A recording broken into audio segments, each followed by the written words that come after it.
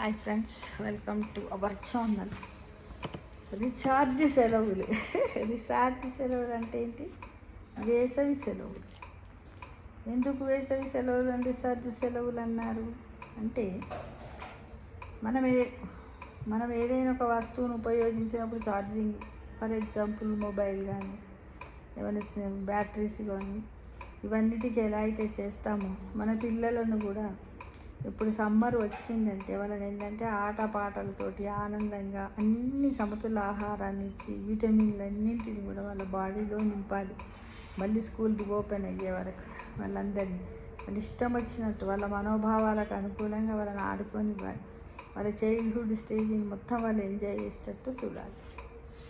ఈ రోజులలో అలాంటివి జరగటం లేదు, తక్కువగా ఉంది. ఎందుకంటే మళ్ళీ సమ్మర్ క్యాంప్స్ అని, ప్రీ కోచింగ్స్ అని, ఎక్స్ట్రా క్లాసులని ఇవన్నీ చేస్తున్నారు ఫ్రెండ్స్. అవి చెయ్యొద్దు. ఇప్పుడు మనం ఎలా చేయాలి ఏంటి, ఒకప్పుడు మనం ఎలా ఉన్నాము, అమ్మమ్మల ఇంటికి పోయేవాళ్ళం, ఎట్లున్నాము, ఎలా గడిపాము అన్నీ కూడా ఒకసారి స్వీట్ మెమరీస్గా నెమరు వేసుకుందామా ఫ్రెండ్స్. వేసవి అంటేనే వేడిమి, ఉక్కపోత, పచ్చళ్ళు పెడతారు, అప్పడాలు పెడతారు, వడియాలు పెడతారు, అన్ని చెట్లకు రకరకాల మల్లెపూలు బాగా పూస్తాయి, మామిడి పండ్లు ఉంటాయి. మళ్ళా తూనీగల్ లాంటి పిల్లలకు మాత్రం వేసవి అంటే అచ్చంగా సెలవుల పండుగనే.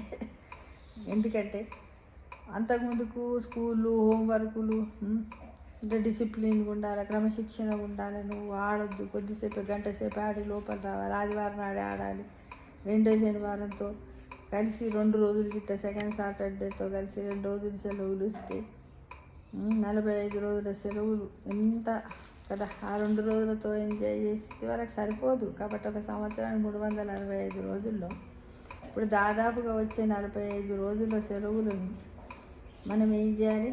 ఆ సెలవులు అంటే చక్కగా ప్లాన్ చేసుకుంటే మనము పిల్లలను ఎండ నుంచి కూడా తప్పించవచ్చు. మన విలువైన సెలవుల కాలాన్ని కూడా సద్వినియోగం చేసుకోవచ్చు ఫ్రెండ్స్. ఈ సెలవులను ఏం చేయాలంటే మరుసటి ఏడాదికి ఒక మరుపురాని జ్ఞాపకంలాగా మళ్ళీ రొటీన్లో పడేందుకు ఒక రీఛార్జర్లా ఎలా వినియోగించుకోవాలో తెలుసుకుందాం ఫ్రెండ్స్.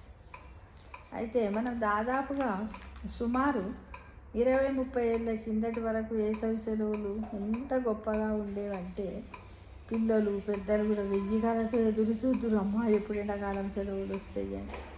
ఎండాకాలం సెలవుల్లో ఏం చేసేవాళ్ళము? అమ్మమ్మ వాళ్ళ ఇంటికి, నానమ్మ వాళ్ళ ఇంటికి, ఏంటంటే గ్రామీణ ప్రాంతాలకు పోయేవాళ్ళం. పట్టణాలను నుంచి గ్రామీణ ప్రాంతాల్లో ఉండే అమ్మమ్మ నాయనమ్మల దగ్గరికి, ఇతర బంధువుల ఇంట్లోకి పోయేవాడు. అక్కడ రకరకాల శుభకార్యాలలో పాల్గొనేవాళ్ళు. అక్కడ మనకి ఎంత ఆనందం ఉంటుందంటే ఒక ప్రాంతంలోని వారు మరొక ప్రాంతానికి పోవడం వల్ల ఆ ప్రాంతంలో ఉన్నటువంటి పద్ధతులు, అలవాట్లు, కల్చర్, సాంప్రదాయాలు కూడా మనం తెలుసుకునేటువంటి పిల్లలు. ఎలాంటి ఇప్పుడు మామూలుగా ఇప్పుడు టౌన్లలో ఉన్నదానికి విలేజ్లో ఉన్నదానికి చాలా తేడా ఉంటుంది. దాని ద్వారా పిల్లలలో ఏమొచ్చేదంటే వాళ్ళకు అనుభవ జ్ఞానం, అంటే ఎక్స్పీరియన్స్ నాలెడ్జ్ పెరిగేది ఫ్రెండ్స్. ఆనాటి పిల్లలు ఎటువంటి నిర్బంధం లేకుండా స్వేచ్ఛగా సెలవులు వచ్చినాయంటే కథ పరీక్ష రాసేసి, అమ్మ ఇలా తాత వస్తాడు, మేము పోతున్నాం అన్నం కూడా చక్కగా తినకుండా ఎప్పుడు తాత వచ్చి తోలుకపోతాడు అని. అప్పుడు తాతల యొక్క ప్రేమానురాగాలు కూడా అలానే ఉండేవి. స్వేచ్ఛాపూరితమైన వాతావరణంలో వాళ్ళు హాయిగా ఆడుకుంటూ ఆస్వాదించేవారు ఫ్రెండ్స్. ఆటపాటల విషయంలో మాత్రము ఆనాటికి నేటికి, అప్పటికి ఇప్పటికి సెలవుల తీరేది ఏదైపోయింది.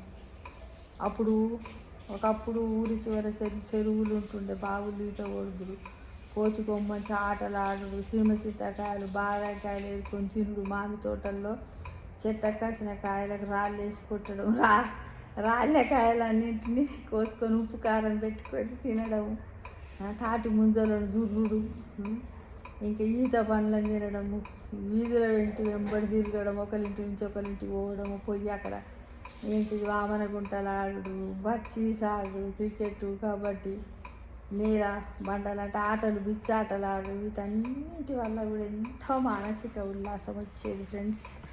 ఇప్పుడు అవన్నీ కూడా మనకు దూరం అయిపోయాయి. కానీ మనం ఏంటంటే ఇప్పుడున్న సిచ్యువేషన్లో, ఇప్పుడు ఉన్న సొసైటీలో మట్టుకు మనం ఏం చేయాలంటే పిల్లలకును తప్పకుండా అలా చేయడం వల్ల పిల్లలు ఏం చేద్దరు తెలుసా, పొద్దున లేటుగా లేదురు, కానీ లేచిన తర్వాత 10 గంటలకు ఒకసారి అన్నం తిందురు, మళ్ళీ 3 గంటలకు తిందురు, మళ్ళీ సాయంత్రం పూట అయ్యో పిల్లలు వచ్చిర్రు ఒకటేసి రెండేసి అన్నం తినరు. ఏం చేయకపోతున్నారు అమ్మమ్మలు నానమ్మలు చుట్టాలు మంచిగా కజ్జికాయలు చేయడము, మురుకులు చేయడము, గారప్పాలు చేయడము, ఇవన్నీ రకరకాల పిండి వంటలు చేద్దరు. వాళ్ళు ఇష్టం ఉన్నది తిందురు. వాళ్ళు తిని మంచిగా దొడ్డిగా అయి చెంపలు పెట్టి మళ్ళీ స్కూల్ తెరుస్తుందంటే మళ్ళీ పోదు.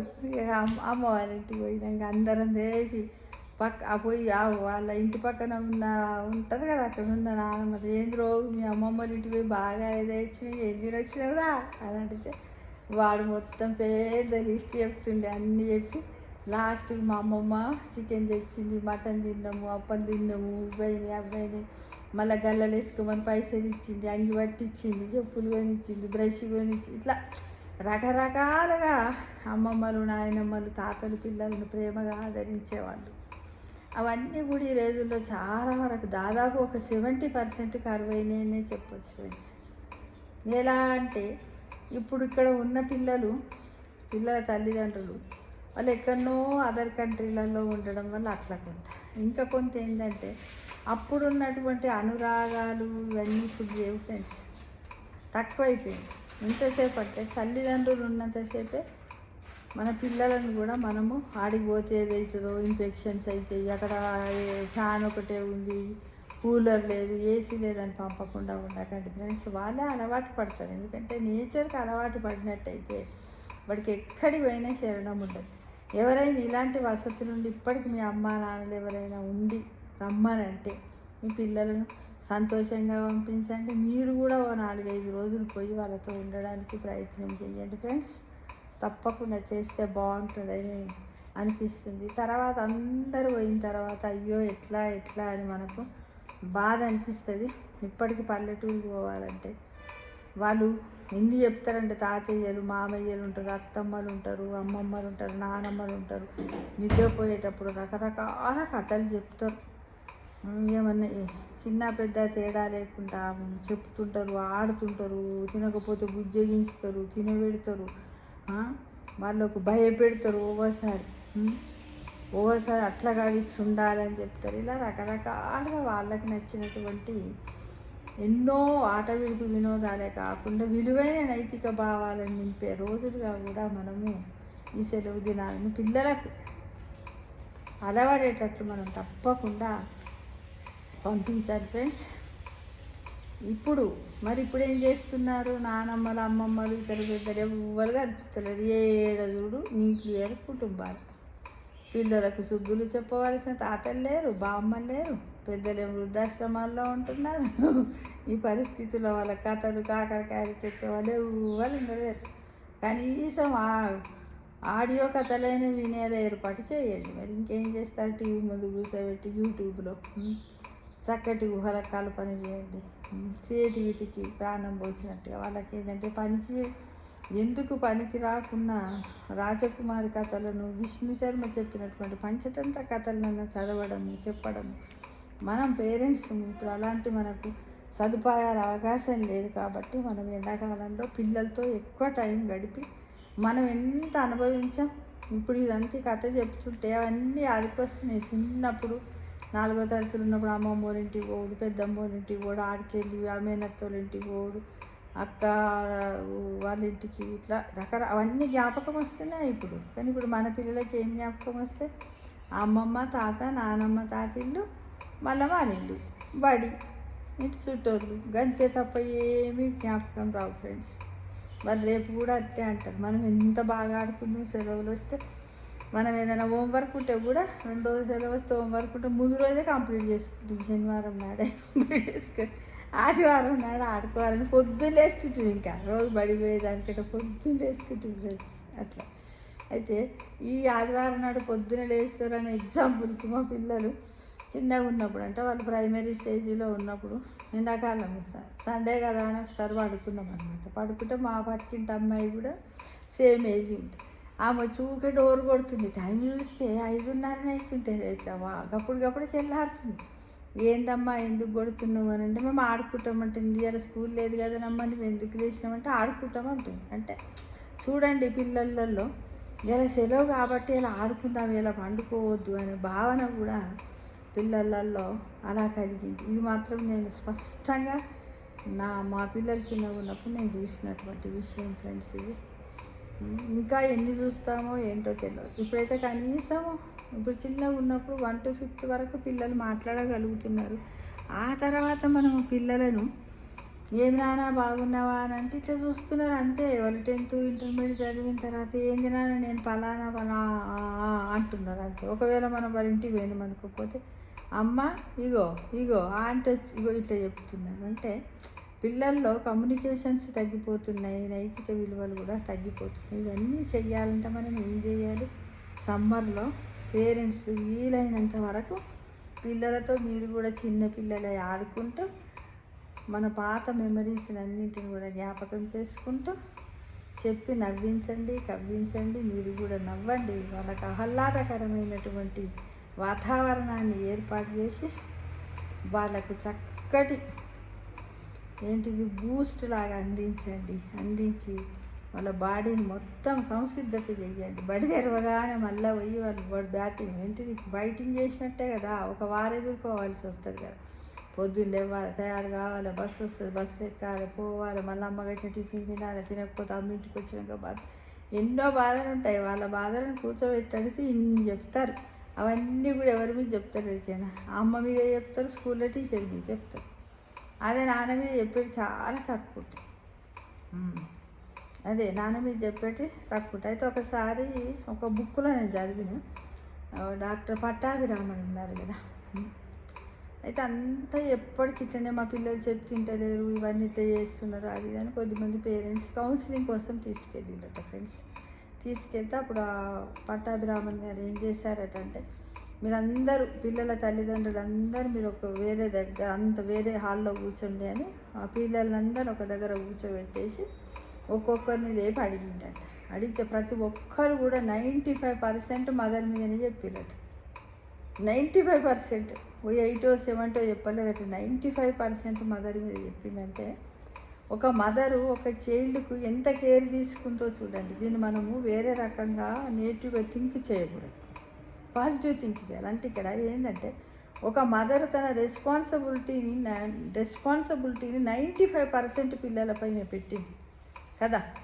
5% మాత్రమే తండ్రి పాత్ర ఉన్నది. కాబట్టి ఇప్పుడు ఉన్నటువంటి సిచ్యువేషన్లో కూడా ఆడపిల్లలైనా మగపిల్లలైనా కూడా తల్లిదండ్రులు అదే 90%, 95% అన్నాడు కదా పట్టాభిరామన్ గారు. అంత పర్సెంటేజ్ మీరు తీసుకున్నట్టయితే మీ పిల్లలు తప్పకుండా అన్ని రకాలైనటువంటి సొసైటీలో సోషల్ వాల్యూస్ని వాళ్ళు పొందుతారని నేను అనుకుంటున్నాను ఫ్రెండ్స్. తప్పకుండా మనం చేద్దాము, మరి చేస్తే బాగుంటుందేమో. అందుకోసమే దీన్ని రీఛార్జ్ సెలవులు అంటే సమ్మర్ హాలిడేస్ని ఈ విధంగా వినియోగించుకుంటే బాగుంటుందన్న ఉద్దేశంతో కొన్ని నా మెమరీస్ను కొంత నేను సేకరించింది, కొంత నా అనుభవాలను అన్నింటిని కలిపి మీకు ఈ విధంగా చెప్పాను ఫ్రెండ్స్. పిల్లలతో ఎప్పుడు ఫ్రెండ్స్లా ఉండండి. రియల్లీ 1 to 5th వరకు ఒక రకమైన friends, 5th to 10th teenage friends, మళ్ళా ఇంటర్మీడియట్ టు డిగ్రీ ఇవన్నీ అదొక బ్యాచులర్గా. తర్వాత నెక్స్ట్ లైఫ్ అంతా మనం పిల్లలతో ఎప్పుడు ఫ్రెండ్గా ఉన్నట్టయితేనే వాళ్ళ యొక్క ప్రేమ రాగాలను బంధాలను అది చేయగలుగుతాం. డాక్టర్ పట్టాభిరామన్ గారికి చెప్పినట్టు తక్కువ చెప్తారు కావచ్చు మన మీద. మా అమ్మ అట్లా తినే పనులు ఏమీ లేవు. వాళ్ళు చెప్పిన వాటిల్లో కూడా ఏమున్నాయంటే మా అమ్మ పొద్దున్న లేవమంటే తొందరగా తయారు కమ్మంటే, స్కూల్కి పోమంటుంది, ఇంటికి ఎవరైనా వచ్చినా విజ్ చేయమంటుంది, పాలు తాగమంటే ఇవే చెప్పిరంట. మళ్ళీ ఏం చెప్పలేదట ఇంకా వేరేటి దాని మీద.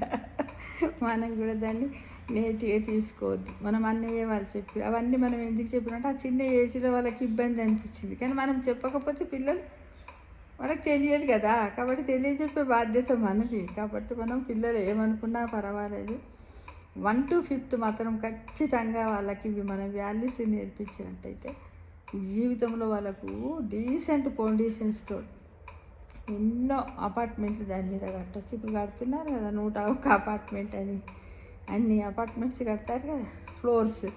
అలానే ఇలా చేయడానికి మీరు ప్రయత్నం చేయాలని కోరుకుంటూ థ్యాంక్ యూ. For watching.